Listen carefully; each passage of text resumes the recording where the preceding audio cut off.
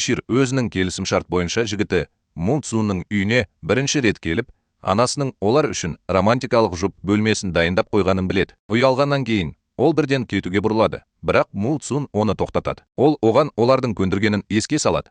Егер ол оған осы отбасылық жиынды сәтті өткізуге және анасын тыныштандыруға көмектессе, ол сыйлық алады. Біраз келіссөздерден кейін сыйақы 30%-ға дейін көтеріледі. Бірақ Су Чжишир оған тек оның алдында шоу көрсетуге көмектесетінін нығайтады. Анасы басқа ештеңе жоқ. Бұл Му Цзунның ниетіне толық сәйкес келеді.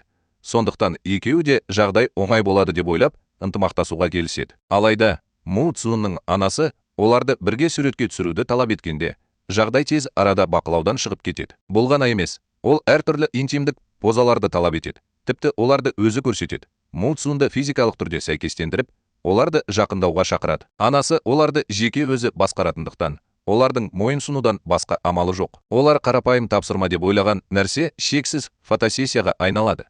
Ал анасы үнемі жұмсақ қарым-қатынасты талап етеді. Му Цзун алғашында Су Чжиден қашықтықты сақтауға тырысты. Бірақ анасының матч жасауға деген құлшынысының арқасында ол қатты қобалжыды, алақандары теріліп кетті. Қолын майлықпен абайлап сүрткенде, Су Чжишир оны ұнатпайды деп ойлап, оны дұрыс түсінбейді. Ол бетін жоғалтқысы келмей, қолына дезинфекциялық құрал алып, агрессивті әрекет етеді. Жауап ретінде ол қолын жуады. Олардың ешқайсысы Му Цзунның анасы бірдеңе дұрыс емес екенін байқағанын түсінбейді. Ұлының қолын қоюы табиғи емес сияқты. Ол оларды тексеруді жалғастыруда. Анасының күдігін сезген Су Чжишир ерекше сақтық танытады. Ол Му Цзунның қозғалмауы үшін оның аяғына абайлап басып, олардың қарым-қатынасы туралы сұрақтарға шебер жауап береді. Олар әдетте қалай байланыста болатынын сұрағанда, олар бөлек тұрғанда телефондарды пайдаланады. Ал бірге болған кезде олар табиғи түрде өте жақын болады деп жауап береді. Ұялған Му Цзун жуынатын бөлмеге тез кетіп қалады. Мүмкіндікті көрген анасы Су Чжиширден дурианды ұнатама деп сұрайды және кездейсоқ ұлының да оны ұнататынын айтады. Бұл проблема туғызады. Өйткені Му Цзун бұл иісті шынымен жек көреді. Мұны жасыру үшін Су Чжишир онымен кездескеннен кейін дурианды бірте-бірте ұната бастағанын айтады. Анасы одан растауды талап етеді және ол енді оны жек көрмейтінін ыңғайсыз түрде мойындағанымен, ол мұны толық мақұлдау ретінде қабылдайды және тіпті осы сәтті фотосуреттерге түсіруді талап етеді. Бұрышта тұрған Му Цзун оны жеуге тырысады. Жиіркенішін әрең дегенде басады. Бұл қорлықты есте сақтауға үнсіз ант береді. Түскі ас уақыты жақындаған кезде Му Цзун Су Цзишидің тамағын әдейі мақтап, оған тамақ дайындауды ұсынады. Анасы алғашында қарсылық білдірсе де, Му Цзун олардың отбасы екенін алға тартады. Сондықтан бұл табиғи нәрсе. Күтпеген жерден Су Цзиша қарсылық білдіріп, Му Цзун әдетте жауапты екенін айтты. Ол тек көмектесіп жатқанда тамақ дайында. Бұл жағымсыз салдарға әкеліп соқтырады. Енді оның анасы екеуінен де үйде дайындалған тағамды асыға күтер. Шын мәнінде геология ғылымдарының кандидаты. Далалық жұмыстарда өте жақсы жұмыс істейді. Бірақ ас үйді мүлдем түсінбейді. Оның аспаздық шеберлігі бұл жай ғана көріну. Одан шығудың жолы жоқ. Ал анасы оны босағасынан жасырын бақылап отырғанда, ол қызанақ пен жұмыртқадан қарапайым тағам жасауды шешеді. Тек жұмыртқаны қалай дұрыс жару керектігін де білмейтінін түсіну үшін. Содан кейін ол бірнеше рет дәмін татып көрген үгітілген картоптың дәмін татады. Бірақ Му Цзун одан жақсы ештеңе шықпайтынын тез түсініп, бастаманы өз қолына алады. Су Цзишуды таң қалдырғаны үшін Му Цзун тамаша аспаз болып шығады. Оның тегіс, сенімді қимылдары оны таң қалдырады. Өйткені ол еш қиындықсыз дәмді тағам жасайды. Анасы болашақ жеңгесін тамақ іше бастағанда суретке түсіргенді ұнатады. Кенет Му Цзунның сіңлісі ренжіп үйіне қайтып келеді де, тамақ ішпей-ақ бөлмесіне қамалып қалады. Му Цзун да, оның анасы да бұл әрекетке үйреніп қалған сияқты. Көп ұзамай анасы маджонг ойнауға кетеді. Ал әпкесі кешке қарай қайтадан кетуге тырысады. Уайымдаған Му Цзун оның жақында алданғанын, бірақ әлі де орнынан қозғалмағанын біліп, оны тоқтатады. Ол оған бұл ақымақпен қайта кездеспеуін нығайтады. Бірақ ол ашуланып, оны ажырасуға мәжбүрлегені үшін кінәлайды. Кейінірек Су Чжиша ағасы мен әпкесі арасындағы шиеленісті байқайды. Му Цзунның жағдайды дұрыс шешпегеніне сеніп, ол әпкесін жасырын түрде барға апарады. Бұл туралы оған хабарламайды. Ол тіпті үлкен ағасы да ол үшін шешім қабылдамауы керек деп санайды. Ол бәрін өзі сезінуі керек. Күткендей, олар оның жігітінің басқа әйелді құшақтап алғанына куә болады. Бұл ақыры әпкесіне көруге мүмкіндік береді. Оның шынайы болмысына қараңыз. Текетірес басталады. Әпкесі ашуланып, оның бетіне су шашып жіберді. Бұл оны және оның достарын ашуландырды. Жағдай ушығып кетуі мүмкін деп қорыққан Су Джишир әпкесіне алдымен кет деп айтады. Бірақ әпкесі мұндай қорлыққа төзгісі келмей, шегінуден бас тартады. Мұны көрген Су Джишу алданған жігітке сабақ беруге дайын болып алға шығады. Осы кезде Му Цзун мен Гаолин дәл уақытында келеді. Қысқа төбелестен кейін Сауманның жігіті ұялып, достарымен бірге қашып кетеді. Ақырында Сауман оның шынайы болмысын көргеннен кейін оны қатты шапалақпен ұрады. Ол енді ағасының тым қатал екеніне шағымданбайды. Тіпті Су Джишир туралы ойын өзгертті. Ол әрқашан Су Джишир мен оның ағасының тек келісім шарт бойынша қарым-қатынаста екенін білетін. Бірақ қазір ол Су Джиширдің өзінің нағыз жеңгесі болғанын шын жүректен қалайды. Заң. Ол тіпті оларға анасының көзінше спектакль қоюға көмектеседі. Осы уақытта Му Зонгтың анасы таңертең қонақ бөлмесінде достарымен бейне байланыс арқылы сөйлесіп, Су Джиширді де, Му Зонгты да өте ыңғайсыз сезінеді. Оларды құтқарғысы келген Сауман ағасына жасырын түрде хабарлама жібереді. Оларда шұғыл бірдеңе бар деп мәлімдеді. Му Цзун анасына Су Джиширмен кездесу керек екенін тез айтады. Ақыры екеуі де оның үнемі қадағалауынан құтылады. Анасы қуана-қуана олардың кездесуге барғанын болжайды.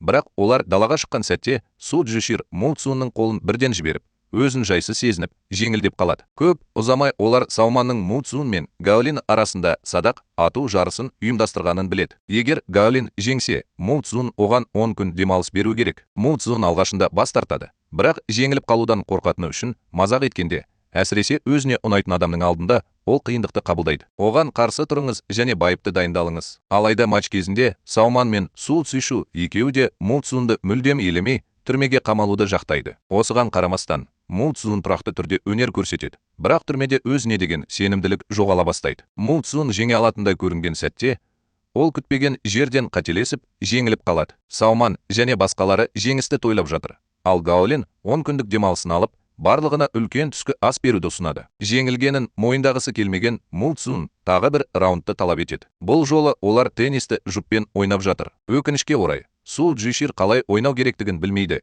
және бірнеше раундқа қарамастан, олар бірде-бір ойында жеңіске жете алмайды. Сауманнан әбден күйзеліп, түрмеде отырғанына көңілі қалған Му Цзун Су Джиширге сұрақ қояды. Бірақ ол Му Цзунның оның қосылуын талап еткенін көрсетеді. Жағдайды өзгертуге бел буған Му Цзун Су Джиширді кезең-кезеңімен бағыттай отырып, оны жеке оқытуға 1 сағат жұмсайды. Бұл олардың алғашқы жақын қарым-қатынасы болмаса да, бір нәрсе басқаша сезіледі. Су Джишир қасында болған сайын, Му Цзунның жүрегі дүрсілдеп соғады. Му Цзунның басшылығымен олар келесі матчта тамаша үйлестіріліп, оңай жеңіске жетеді. Осы сәттегі толқуда Су Джишир білмей Му Цзунның қолынан ұстап алады.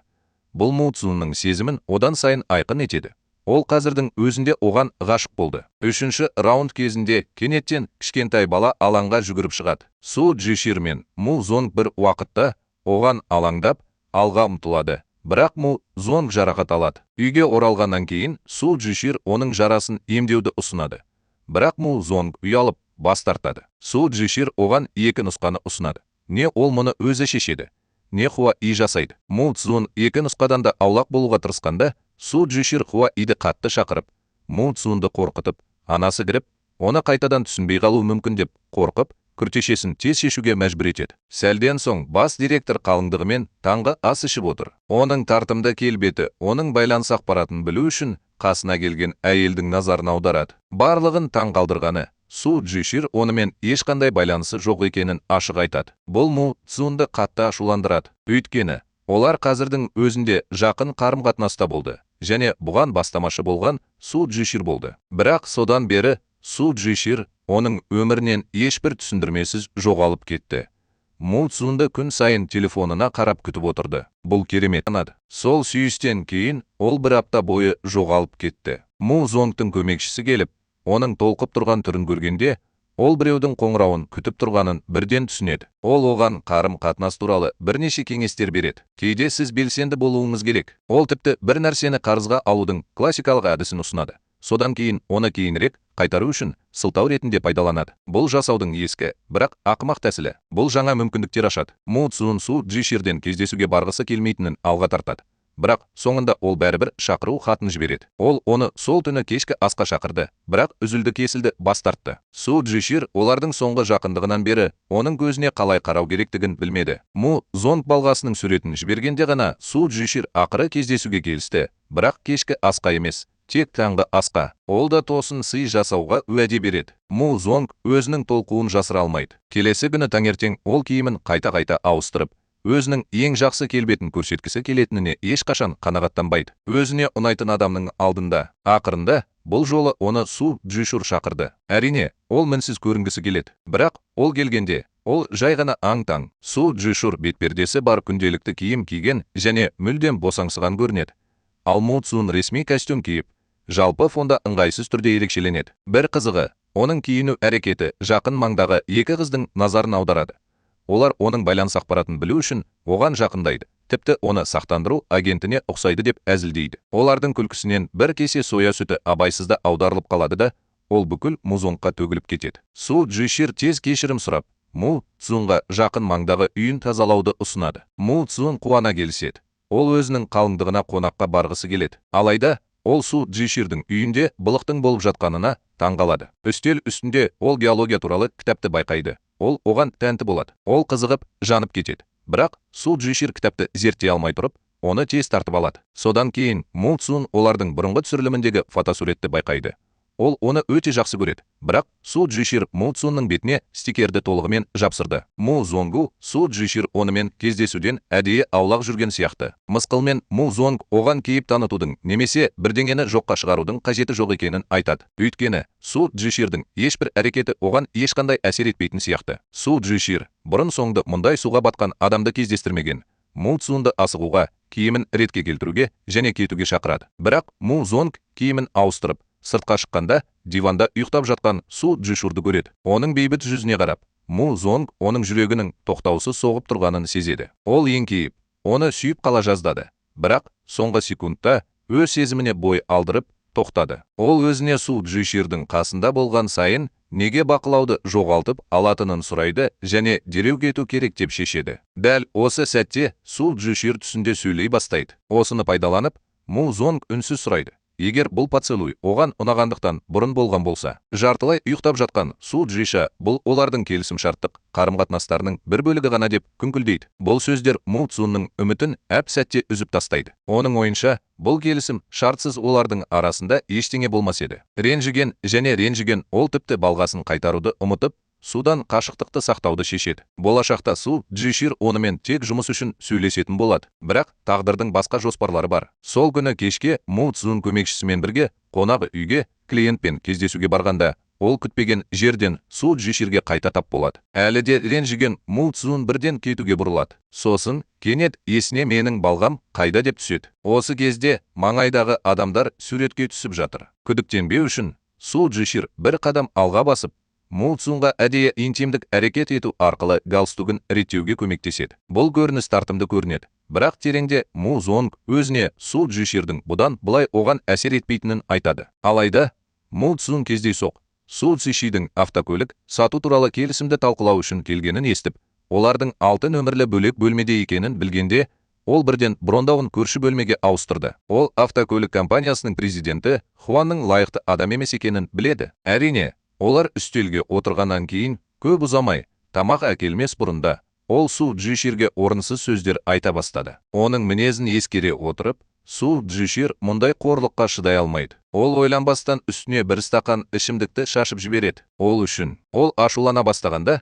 ол жеміс пышағын алып, жарақат алу қаупін елемей, еркін қозғалу үшін көйлегін кесіп тастайды. Содан кейін ол оны тепкілеп жерге құлатады. Президент Хуан ашуланып, бөтелкені алып, кері соққы беруге дайындалып жатыр. Бірақ осы қиын сәтте көрші бөлмеден Му Цзун кіріп келеді. Көрші бөлмеден кіріп араша түседі. Осы оқиғадан кейін Му Цзунның анасы бір нәрсеге күдіктене бастайды және оның ұлы мен Су Джиширдің қарым-қатынасы шынайы болмауы мүмкін екенін түсінеді. Шындықты білуге бел буған ол кетудің орнына ұзақ тұруды шешеді. Осыған байланысты Су Джишир мен Му Зонг бір бөлмеде тұруға мәжбүр. Бастапқыда олардың біреуі төсекте, екіншісі еденде ұйықтауды жоспарлаған, бірақ оларда қосымша көрпе жоқ. Ақырында Му Зонг төсекке сұрамай-ақ көтеріледі. Бір төсекте ұйықтау тым қауіпті болып көрінеді. Сондықтан олар қашықтықты сақтау және кез келген кездесуден аулақ болу үшін олардың арасына тосқауыл ретінде үлкен қонжық қояды. Жазатайым оқиғалар. Бірақ таңертең жағдай күтпеген жерден өзгереді. Му Цзун қатты ұйықтап жатқанда, Су Джиша білмей түсінде Му Цзунның киіміне кіріп, оны қонжық деп қателеседі. Ол қорқып, қолын тез тартып алады да, оған дейін не болғанын ыңғайсыз түрде түсіндіреді. Ол жұмысты сылтау етіп, қашып кетеді. Су Джиширдің орынсыз ойлары жоқ деп талап еткеніне қарамастан, Му Зонг жасырын түрде қуанышқа бөленеді. Жігерленіп, ол әрі қарай жүруді ұйғарады. Тіпті Су Джиширді жиналғаннан кейін бірге жұмысқа баруға шақырады. Бірақ Су Джишир оны басқа біреу алып кетеді деп бас тартады. Жағдайдың бақылаудан шығып бара жатқанын түсінген Су Джишир енді Му Зонгтың түнімен бірге болуына жол бере алмайтынын шешті. Ол осылай жалғаса берсе, не істей аламын деп уайымдайды. Сондықтан ол Му Зонгтан тезірек кетуін сұрап хабарлама жібереді. Бірақ хабарлама жібергеннен кейін бірден Сауман оған қоңырау шалып, сол түні Му Зонгты жұбатуын өтінеді. Му Цзун президент Хуанмен ынтымақтастықты тоқтатып,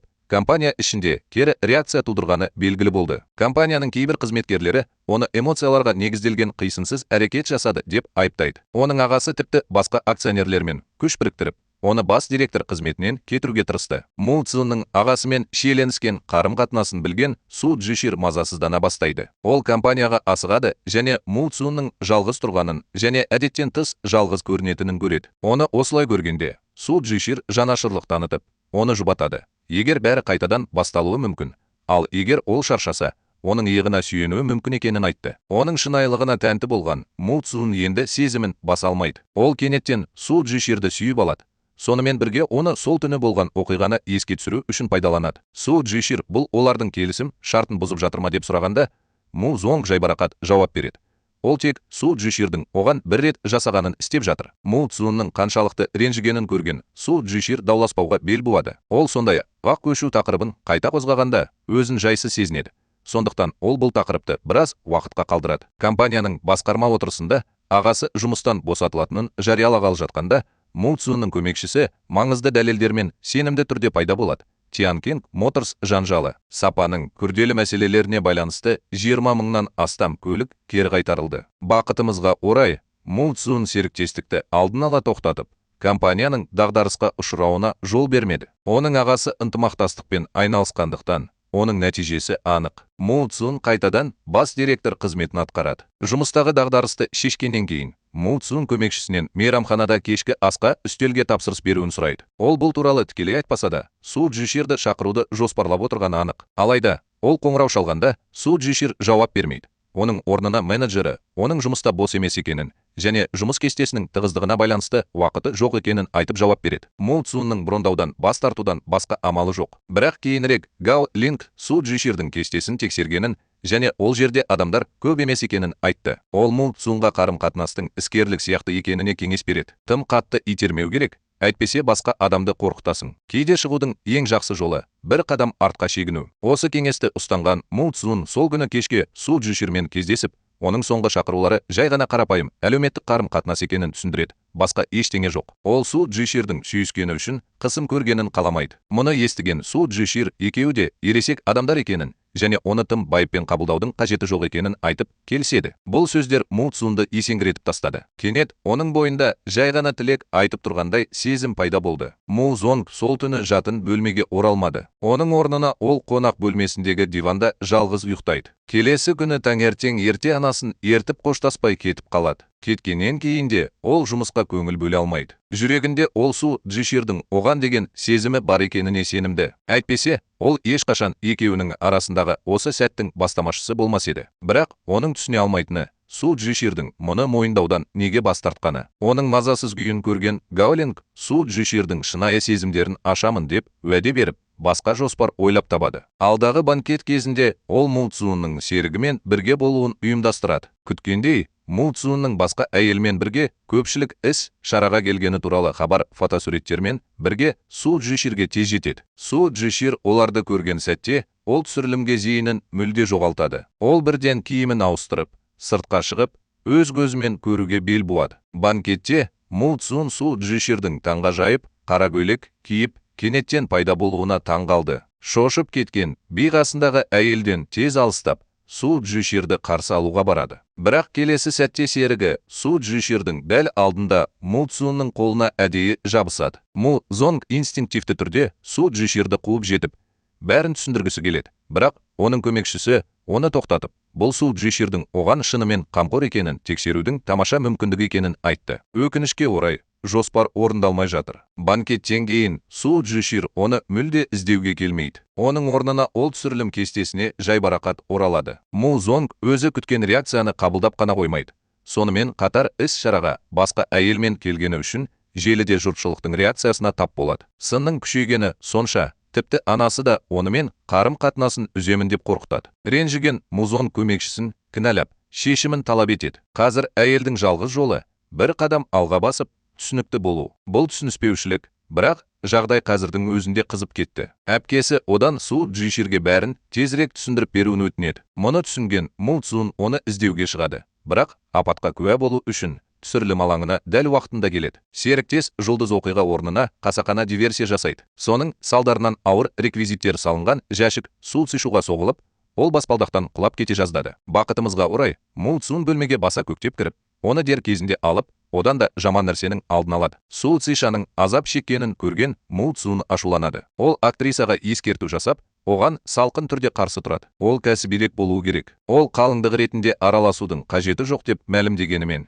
егер мұндай жағдай қайталанса, режиссерге актрисаны ауыстыру туралы ойлануға тура келетінін анық айтады. Му Зонг олардың қарым-қатынасын көпшілік алдында мойындағанына қарамастан, Су Джишир банкеттегі оқиғаға әлі де алаңдайды. Олар бірге болған уақыт ішінде ол Му Цзунға ғашық болып қалған, бірақ оны көрсете алмайды.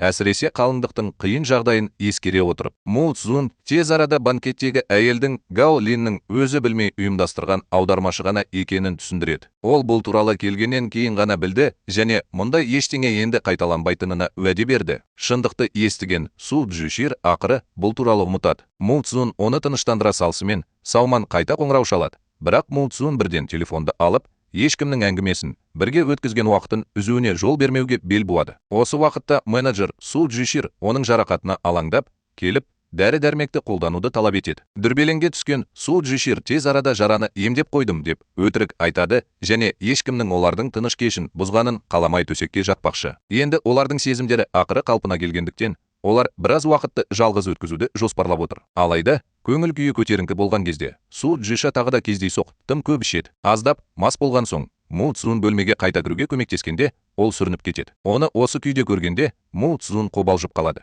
Өйткені Су Цзиша ішкен сайын, ол күтпеген әрекетке барады. Бұл болжамды. Әрине, бәрі қайтадан басталады. Су Цзишур кенеттен Му Цзунның галстугінен ұстап, оны төсекке сүйреп апарады. Тіпті мәселе Му Цзунның галстугінде деп шағымданады. Мас күйінде Су Цзишур кенеттен серуендеу кезінде ағаларымен бірге көп ішкені туралы айта бастайды. Ол ашық ауада шытырман оқиғаларға тап болды және ешқашан мұндай мас болған емес. Му Цзун ағайындылардың кім екенін сұрағанда, ол олардың далалық экспедициялардағы серіктері екенін кездейсоқ айтады. Му Цзун алғашында бұған көп мән бермеді және ол жай ғана бос сөз айтып жүр деп шешті. Бірақ Су Джишир ешқашан бос сөз айтпайтынын алға тартады. Му Зонг оның атын сұрағанда, ол оны анық қайталайды. Су Джишир. Мұны естіген Му Зонг қатып қалады. Ол алдында тұрған адамның аты Су Джин екенін біледі. Сондықтан ол неге өзін Су Джишир деп атайды. Му Цзун бұл таңғаларлық жаңалықты түсінбей тұрып, әлі де басы айналып тұрған Су Джишир душқа түсуге тырысады. Оның суық тиюі мүмкін деп алаңдаған Му Цзун оны демалу үшін қайта апаруға тырысады. Бірақ Су Джишир кенеттен оны құшақтап алып, мен саған ғашық болып қалдым деп ойлаймын, деді. Бұл сөздер Му Цзунға қатты әсер етті. Ол қазірдің өзінде келіншегі ол айтқан адам болмауы мүмкін деп күдіктенсе де, ол енді өз сезімін жоққа шығара алмайды. Су Джиширдің оны шынымен жақсы көретінін түсінген Му Зонг ақыры оның эмоцияларына берілуге мүмкіндік береді. Су Джишир тіпті келесі күні таңертең оған бір тостаған иероглиф дайындап берді. Му Цзун осы қысқа бақытқа кенеліп жатқанда, ол ақырындап тергеуді бастайды. Су Джиширдің оған жіберген фотосуреттеріне қарап, бір кездері Су Джиширдің компьютерінде геология бойынша диссертациясын көргенін есіне алғанда, ол одан сайын күдіктене бастайды. Атақты актриса мұндай ғылыми материалдарды қайдан алған? Бұған Му Цзун көмекшісіне Су Джиширдің өткенін, оның ішінде оның отбасын мұқият тексеруді тапсырады. Ол қасындағы адамның кім екенін бір жола білуі керек пе? Ол шынымен де Су Джин бе, әлде Су Джишир ме? Бұл арада оның жеке басының ашылғалы тұрғанын білмей, Су Джишир атқа мінуді қамтитын алдағы түсірілімдерге назар аударады. Ол дұрыс атты табу үшін ранчоға барады. Бірақ екі нұсқаға да көңілі толмайды. Ақырында қызметкер жылқыны әкеледі. Ол оның назарын бірден аударады. Ал шын мәнінде ол жеке меншік иесіне тиесілі. Су Джишир жақын жерде телефонмен сөйлесіп тұрған адамның дауысын тез таниды. Бұл Му Зонгтың көмекшісі. Көп ұзамай Му Зонгқа атқа қарағысы келген жас актрисадан бас тартқаны туралы әзіл қалжың жазылған хабарлама келеді. Му Зонг Су Джиширдің ранчода екенін және оның жылқысын жақсы көретінін білгенде, ол бәрін тастап, сол жерге жүгіреді. Алайда, ол келгенде бір түрлі нәрсені байқайды. Су Джиширдің атқа мінуге икемі бар екені анық. Бұл оның бір кездері атқа міну сахнасын түсіру кезінде ауыр жарақат алған және содан бері жылқылардан қорқатын Су Джин туралы білетініне қайшы келеді. Осыдан кейін Му Цзун оған алманы әдейі береді. Су Джишир оның аш емес екенін айтқан кезде, Му Цзун бұл жылқыға арналған деп жауап беріп, жылқының өз қалауымен бірдей екенін баса айтты. Солай бола тұрса да, Су Джишир әлі де шындықты мойындамайды. Көп ұзамай ассистент хабарлайды. Су Цзиннің шын есімі Су Цзин және оның Су Джишир есімді егіз әпкесі бар.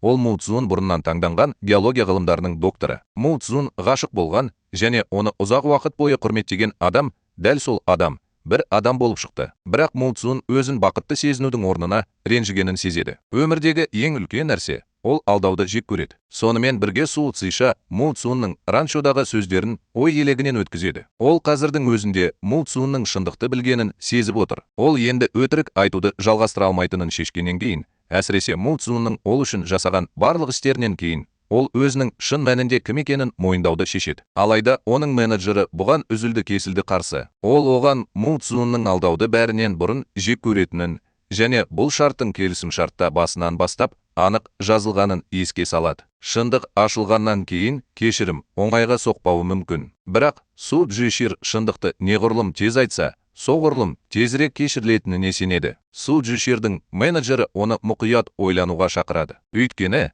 Му Зонг ешқашан өз сезімін мойындамаған және оны ұнататынын ашық айтқан емес. Оның жүрегінде қаншалықты маңызды екенін нақты айту мүмкін емес. Егер ол қазір шындықты ашса, оның кешірілетініне кепілдік жоқ. Ал егер бірдеңе дұрыс болмаса, әпкесінің осыншама қиындықпен салғанының бәрі жойылуы мүмкін. Көп ойланғаннан кейін Су Цзишу әзірше ойланбай, ойлануға бел буады. Бұл туралы мұқият ойланыңыз. Бірақ келесі күні ранчода Му Цзун оны сынауды тоқтатпайды. Ол кенеттен Су Джиширдің есімін әдейі атайды. Су Джишир оны естіген сәтте, ол инстинктивті түрде әрекет етеді. Бірақ оны тез түсінбегендей кейіп танытады. Деп жалғастырады Му Зонг. Су Джишир есімді геология ғылымдарының докторы туралы. Су Джишир мұндай адаммен таныс екенін сабырлы түрде жоққа шығарады. Әлі де бас тартқысы келмеген Му Зонг Су Джиширдің өткені туралы көптеген мәліметтерді айта бастайды. Мұны естіген Су Джишир қатты шошып кетеді. Бір сәтке ол шындықты айта жаздады. Бірақ содан кейін ол менеджерінің ескертуін есіне алды. Оған тіке қарап,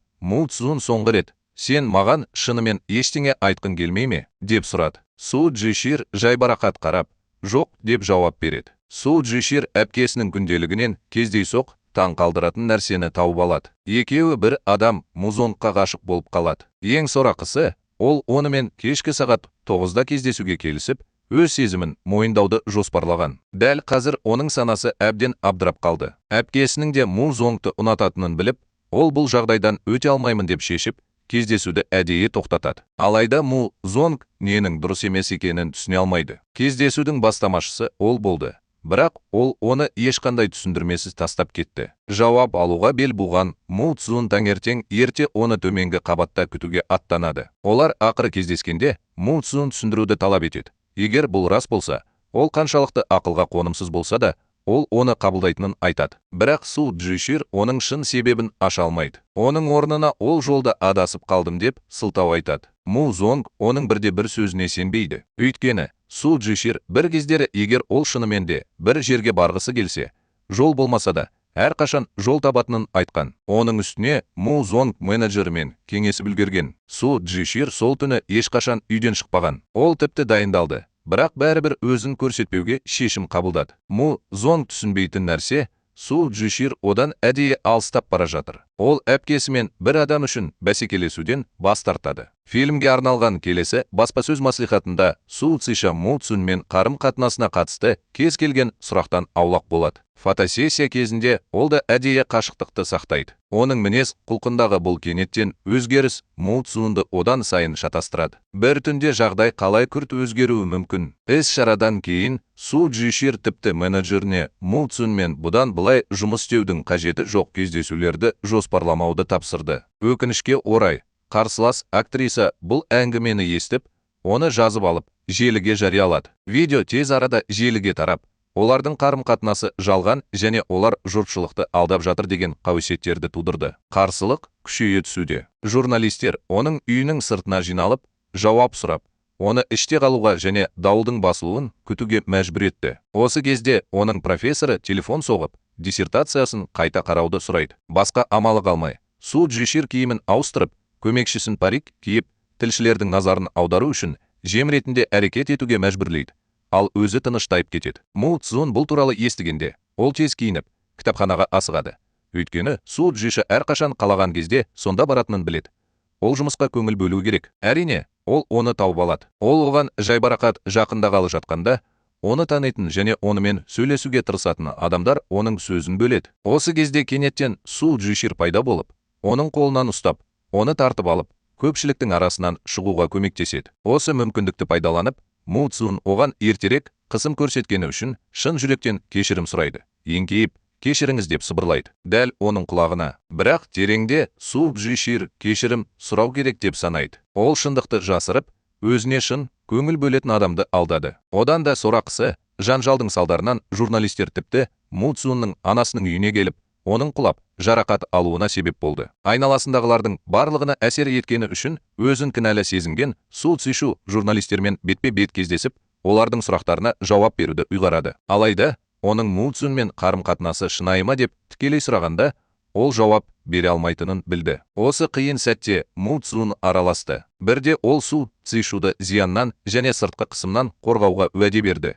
Енді ол бұл уәдесін орындауға ниетті. Му Цзун болашақта қандай жағдай болмасын, олардың қарым-қатынасы ешқашан өзгермейтінін нығайтады. Журналистер дәлелдеуді талап еткенде, ол күтпеген нәрсе жасайды. Ол еңкейіп, барлығының көзінше Су Цзишуды сүйіп, көпшіліктің үнін өшірді. Бірақ журналистер олардың келісім-шарттық қарым-қатынастар туралы қауесеттерді таратып, табандылық танытуда. Му Зонг келісім шарттың танысу реалити шоуына қатысудың бір бөлігі ғана екенін сабырлы түрде түсіндіреді және олардың шынымен бірге қосылуды жоспарлап отырғанын растайды. Кейінірек, түнгі жүгіру кезінде Су Цзиша басқа әйелдің Му Зонгқа оны колледжден бері жақсы көретінін мойындағанына куә болады. Му Зонг оған ұнайтын адамы бар екенін айтып, оны сыпайы түрде қабылдамайды. Әйел күте алатынын айтады. Бұл Су Цзиширге күтпеген жерден қызғаныш пен қайғы сезімін тудырады. Оның реакциясын көрген Му Цзун оның артынан тез еріп, бұл әйелдің бұрынғы сыныптасы екенін, басқа ештеңе жоқ екенін түсіндіреді. Бірақ Су Цзишир ренжігені анық,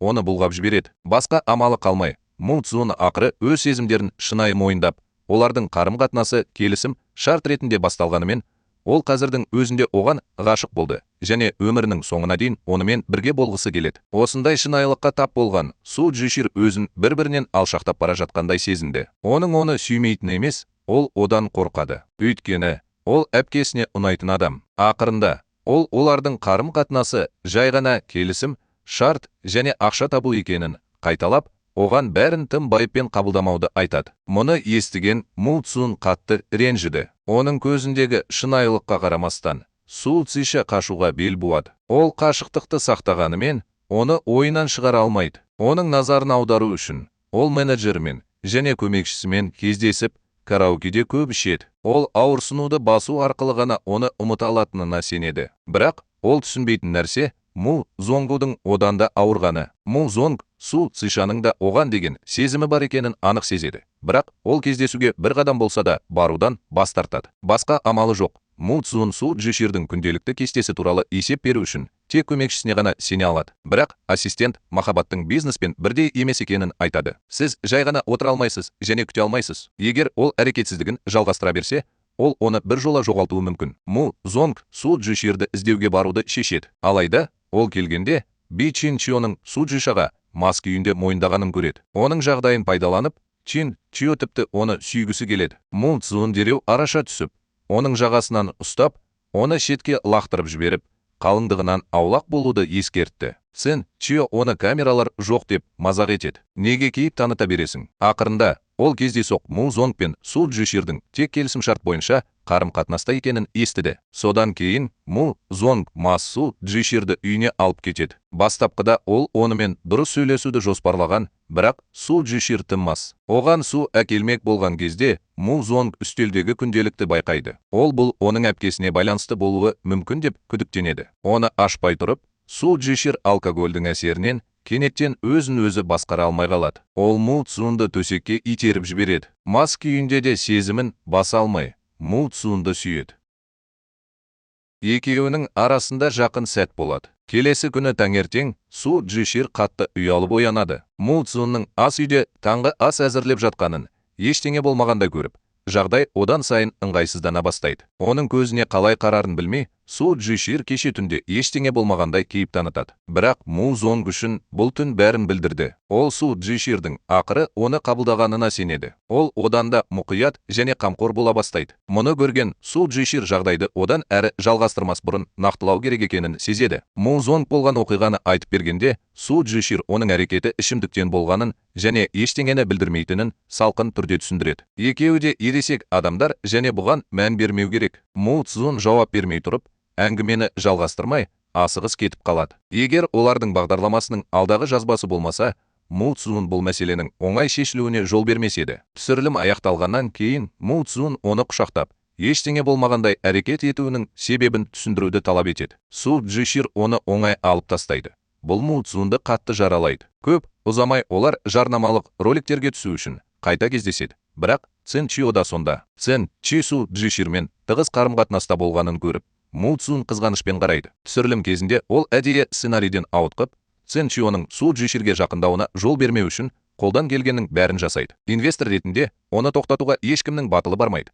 Ал режиссер жай ғана оқиғалардың жалғасуына мүмкіндік береді. Су Чжишир алайда бұл әділетсіздік деп санайды және Му Цзунға олардың тек келісімшарттық қарым-қатынаста екенін және мұндай әрекетке барудың қажеті жоқ екенін тағы бір рет еске салады. Оның сөздері Му Цзунға қатты әсер етті. Ол сол түннен кейін олардың қарым-қатынасы жақсарды деп сенді. Оның орнына Су Чжишир қазір бұрынғыдан да суық болып көрінеді. Кейінірек Цзэн Чио Су Чжиширді кешкі асқа шақырып, Му Цзун қарсы бола деп сұрағанда, Му Цзун сабырлы жауап беріп, маған бәрібір екенін айтты. Өйткені олардың тек шарттық қатынастары бар. Оның Су Чжиширдің жеке өміріне араласуға құқығы жоқ. Сол күні кешке Му Зонг қаладан тыс жерде, өзен жағасында жұмыс істейтін Су Чжиширге қонаққа барып, оған сыйлық алып келді. Кездейсоқ ескерту белгісінің жанынан тайып кетіп, құлап, көзілдірігін сындырып, балшыққа батып кетті. Су Чжиширді көру үшін ғана ұзақ қашықтықты жүріп өткеніне қарамастан, ол аянышты күйде қалды. Соған қарамастан, бұл жасырын бата болып шықты, өйткені оның білегі жарақаттанғандықтан және жасырын күйі соншалықты аянышты болып көрінгендіктен, Му Цзунның білегі жарақаттанғандықтан, тіпті душ қабылдау қиынға соғады. Сондықтан Су Чжиширдің оған көмектесуден басқа амалы жоқ. Қызарғаннан кейін ол қолын созып, Му Цзунның көйлегінің түймелерін аша бастайды. Оның қолдары сәл дірілдейді. Олар бұрын жақын сәттерді бастан өткергенімен, Су Чжишир сол сәтте мас болған. Бұл жағдай мүлдем басқаша қабылданады. Ауа ауыр және үнсіз болады. Тек олардың жүрек соғуының дыбысына толы болады. Сол түні олар демалып жатқанда, Му Цзун ақыры оған дайындаған сыйлығын береді. Бұл ерекше сыйлық. Су Чжишир есімді тас. Су Чжишир алғаш рет бұрын соңда сезінбеген терең бақыт сезімін бастан кешіруде. Бір күні бейне қоңырау кезінде Му Зонг Су Чжиширдің терезесінің сыртында жасырынған күдікті фигураны байқайды. Мазасызданып, оны алып кету үшін дереу түсірілім орнына баруды шешеді. Үйге қайтып келе жатқанда Су Чжишир де олардың артынан біреудің келе жатқанын байқайды. Тыныш, ол Му Зонгқа белгі береді. Му Зонг коммуналдық төлемді төлеймін деп сылтау айтып, кетіп қалады. Ол кете салысымен күдікті адам қайта пайда болады. Му Зонг еш ойланбастан жұдырығымен ұрады. Бірақ таңқаларлығы, бұл адам Су Чжиширдің әкесі болып шығады. Му Зонг бірден дүрбелеңге түседі. Күткендей, Су Чжиширдің әкесі оны қатыгездеп айыптайды және олардың қарым-қатынасына үзілді-кесілді қарсы. Му Цзун шын жүректен кешірім сұрайды. Бірақ оның шынайылығы жоқ екенін айтып, оны қабылдаудан бас тартады және оның орнына өтемақы талап етеді. Му Цзун еш ойланбастан банк картасын суырып алады. Бірақ Су Чжишир оны тез тоқтатып, әкесі жағдайды одан әрі ушықтырып жіберуі мүмкін деп қорқып, кетуін өтінеді. Му Цзун кеткеннен кейін әкесі оны сенімсіз деп ұрыса береді. Алдымен Су Чжинді ұнатса, енді Су Чжиширді ұнатады. Су Чжиширді таңқалдырғаны, оның әкесі оның шын мәнінде Су Чжин емес екенін түсініп қойған. Ол мұны қысым тұтқасы ретінде пайдаланып, оның үйінде қалуды талап етеді. Тіпті келесі күні $500,000 талап етеді. Әкесінің құмар ойыншы екенін білген Су Чжишир бұл идеядан бас тартуға кеңес беріп, үзілді-кесілді бас тартады. Су Чжишир жұмысқа кеткеннен кейін көп ұзамай, әкесі тікелей Му Цзунның компаниясына барып, өзін қайын атасымын деп, онымен кездесуді талап етеді. Бірақ ол сахна жасайды. Тіпті Му Цзунның өзіне қоңырау шалу үшін телефонды тартып алмақшы болады. Ақырында қауіпсіздік қызметі араласады. Өкінішке орай, бұл көріністің бәріне Му Цзунның ағасы куә болып отыр. Ол Су Чжиширдің әкесін жеке кездесу бөлмесіне апарып, Му Цзун мен Су Чжиннің тек шарттық қарым-қатынаста екенін айтады. Осы кезде Му Цзун не болып жатқанын естіп, оған қарай жүгіреді де Су Чжиширдің әкесін кездесу бөлмесінен дереу шығарып алады. Олар кете салысымен ағасы қарамағындағыларға әкесі қолданған шай кеселерін тастауды бұйырады. Су Чжиширдің әкесі олардың қарым-қатынасын мақұлдау үшін ақша талап етіп, Му Цзунды қанауға тырысады. Ол тіпті Му Цзунның болашақ қайын атасы екенін көпшілік алдында жариялайды. Му Цзун бұл талапты орындаудан бас тартады. Ал Су Цзиши есеңгіреп, әкесінің мінез құлқын тоқтатуға тырысады. Мұның бәрін құртып жібереді деп қорқады. Бұл арада Му Цзун Чингсионың жағдайын дұрыс түсінбеді. Ол Су Чжиширдің жүрегінде басқа біреу бар деп сенді. Ол білмеген нәрсе, Су Чжишир бәрін түсіндіру үшін Чингсионмен кешкі ас ішуге келіскен. Алғашында оның Му Цзунмен қарым-қатынасы келісім шарт ретінде басталды. Бірақ уақыт өте келе ол өзі білмей, оған ғашық болды. Тіпті бұл құшақтау оның соңғы қоштасуы ғана болды. Ол қазірдің өзінде бәрін мойындауға шешім қабылдады. Оның ішінде Су Чжин болып көрінгені туралы шындықты, бірақ оны қалай түсіндіретінін білмеді. Дәл осы сәтте оның менеджері оған кішкентай әпкесінің Музонгты ұнатпайтынын дәлелдейтін дәлелдерді таңертең ерте әкелді. Оның әпкесі шынымен жақсы көретін адамын табу үшін жасырын түрде кетіп қалды. Му Цзунның бала кезінде айтатын әніне келетін болсақ, бұл жай ғана олар жиі бірге сұхбат бергендіктен және күдіктенбеу үшін дәйекті болу керек болғандықтан болды. Осы уақыт ішінде Су Чжишир әпкесінің күнделігінен жаңылып, бәрін дұрыс түсінбеді. Шындықты түсінген соң, ол енді күте алмады. Ол бірден Му Цзунға хабарлама жіберіп, оны кешкі асқа бір жерге шақырды. Бірақ оның жауабына уақыт жоқ деген екі салқын сөз ғана жауап берді. Содан кейін ол жауап беруді мүлде қойды. Жағдайды түзетуге бел буған Су Чжишир оны таңертең өз компаниясының жанында күтіп тұрды. Ол ақыры жұмысын аяқтаған соң, ол тез арада оның қасына барып, өзі дайындаған сыйлықты берді. Әлі де ренжіген Му Цзун бұл сыйлық басқа адамға арналған деп болжап, оны бағалауға көмектескісі келетінін мысқылмен сұрады. Абдырап қалған Су Чжиши оның не айтқысы келгенін сұрады. Ол Чинг Чжио туралы айтты, бірақ ол бұл ештеңені білдірмейтінін түсіндірді. Ренжігенде ол оны тіпті құшақтау немесе бірге түнеу ол үшін ештеңені білдірмейтінін айтып, мазақ етті. Ол кеткеннен кейін Му Цзун тастаған сыйлығын алды. Ішінен ол олардың кездесуден түсіністікке және ғашық болуға дейінгі саяхатын егжей-тегжейлі сипаттайтын хатты, сондай ақ өзі жасаған қолдан жасалған бірнеше шынаяқты тапты. Еш ойланбастан көлігіне отырып, Су Чжишаның артынан жүгірді. Ол үйіне кірмекші болған кезде, ол оны тоқтатып, кешірім сұрап, ақыры оған шындықты айтуын өтінді. Бірақ ренжіген Су Цзишу бұл жерде ешнәрсе дұрыс емес, ол дәл өзі ойлағандай адам екенін айтып, салқын жауап берді. Алайда бұл жолы Му Цзун оның шынайы сезіміне сенімді болды және оны оңай жіберуден бас тартты. Өте оңай. Оның есігінің рұқсат коды өзгертілмегенін байқаған кезде, ол үміт отын сезбей тұра алмады. Келесі күні олар өз бағдарламаларының соңғы бөлімін түсіру үшін балалар үйіне барды. Бұл Му Цзунның бір кездері өскен жері болып шықты. Балалар үйінің директоры келіп, Му Цзунға қатал түрде кетуге бұйрық бергенге дейін бәрі жақсы болып көрінді. Му Цзун үндеместен Су Чжиширді ұстап алып, кетіп қалды. Уайымдап, кейін не болғанын білу үшін Хуайға телефон соқты. Хуай Му Цзунды бір кездері осы балалар үйінен асырап алғанын, бірақ болған жайтты айтудан бас тартқанын түсіндірді. Ол кезде бұл эмоциялық тыртықтардың әлі жазылмағандығынан болды. Му Цзунның үнсіз азап шеккенін көргісі келмеген Су Чжишир оның қасында үнсіз қалды. Ақырында Му Цун оған өзін ашты. Ол бала кезінде бір кездері директор Джомен бірге тас жинауға барғанын айтты. Сапар барысында директор Джо кездейсоқ жартастан құлап өлді. Қазіргі директор Джоудың әйелі бұл қайғылы оқиғаға Му Цунды кінәлады. Му Чужун жас және қорқынышты болған кезде оның кешірім сұрауға батылы да жетпеді. Шындықты білгеннен кейін Су Джишир оны жұбатып, кейінірек Джоудың директоры Сун Идің әйелін іздеді. Ол Сун И Му Цунмен кездеседі деп үміттеніп, қайғылы оқиғаның кездейсоқ болғанын және баланың осыншама жылдар бойы мұндай ауыртпалықты көтермеуі керектігін түсіндірді. Ақырында Сун И онымен кездесуге келісті. Алайда Су Джишир Му Цунға шындықты айтпады. Ол оны кешкі асқа бір жерге шақырып жатыр деп ойлады. Бірақ Сун Иді көрген сәтте ол шошып кетті. Кейінірек теңіз жағасында Му Зонг Су Джиширге романтикалық ұсыныс дайындады. Сақинаны саусағына тағайын деп жатқанда кенет оның телефоны шырылдады. Оның сөзін бөлгеніне қатты ренжігенімен